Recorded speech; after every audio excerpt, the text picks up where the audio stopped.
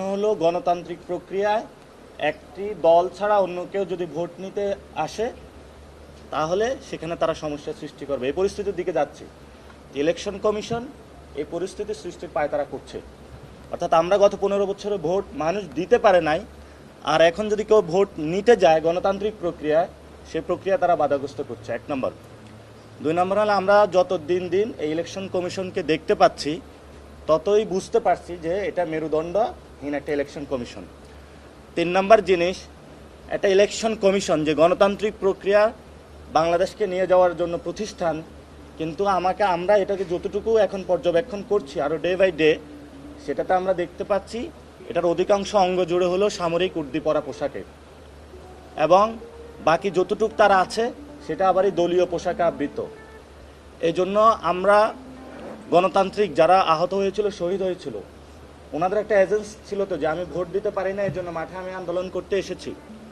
সে জায়গা থেকে তাদের দাবির প্রেক্ষিতেই কিন্তু আমরা গণতান্ত্রিক প্রক্রিয়ায় যাচ্ছি, এবং গণতান্ত্রিক প্রক্রিয়ার জন্য আমরা সাংবিধানিক যে প্রতিষ্ঠান রয়েছে সেখানে ইলেকশন কমিশন একটা গুরুত্বপূর্ণ প্রতিষ্ঠান।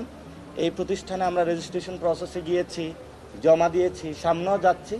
তবে এটার কোথায় কোথায় সমস্যা এটা জনগণের সামনে আমরা উদ্ঘাটন করতেছি, এবং জনগণের সামনেই আমাদের কাজের মধ্য দিয়ে ইলেকশন কমিশন যে একটা মেরুদণ্ডহীন সেটা আস্তে আস্তে প্রকাশ পাবে আপনাদের সামনে ইনশাল্লাহ। আমরা তো বলেছি যেটা এই সংসদের আগে এই জুলাই সনদের বাস্তবায়ন প্রক্রিয়ার মধ্য দিয়েই কিন্তু নেক্সট ইলেকশন হবে।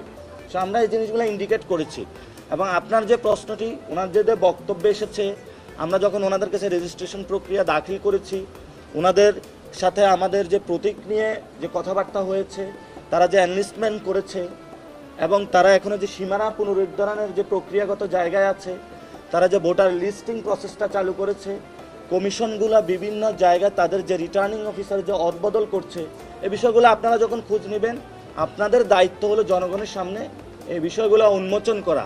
আমরা আপনাদের সামনে হিন্টস দিয়ে যাচ্ছি যে এইবার নির্বাচন কমিশনের মাধ্যমে ভোট নেওয়ার অধিকার, আগে ছিল দেওয়ার অধিকার থেকে বঞ্চিত করা হয়েছে বাংলাদেশের মানুষকে, এবার হলো নেওয়ার অধিকার থেকে বঞ্চিত করার জন্য তারা পায়তারা চালাচ্ছে।